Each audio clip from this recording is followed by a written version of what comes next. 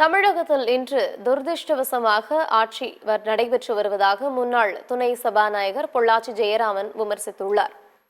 திருப்பூர் மாநகர மாவட்ட அதிமுக சார்பில் உறுப்பினர் அடையாள அட்டை வழங்கும் நிகழ்வில் கலந்து கொண்ட பின்னர் பொள்ளாச்சி ஜெயராமன் செய்தியாளர்களை சந்தித்தார். அப்போது திருப்பூரில் சொத்து வரி உயர்வு, மின்கட்டண உயர்வு போன்றவற்றால் தொழில் மிகவும் நலிவடைந்துள்ளது என்றும் தொழிலாளர்கள் வேலையின்றி தவித்து வருவதாகவும் தெரிவித்தார்.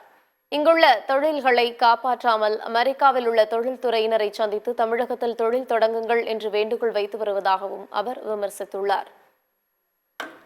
மின்சார கட்டண உயர்வை குறித்து 3 ஆண்டு காலமாக சிறு தொழிலதிபர்கள் முதலமைச்சரை சந்திப்பதற்கு கால நேரம் கேட்டுக்கொண்டிருக்கிறார்கள். ஒதுக்கி தருவதாக சொல்லி இதுவரையிலே அதுக்காக நேரம் ஒதுக்கி தரவில்லை.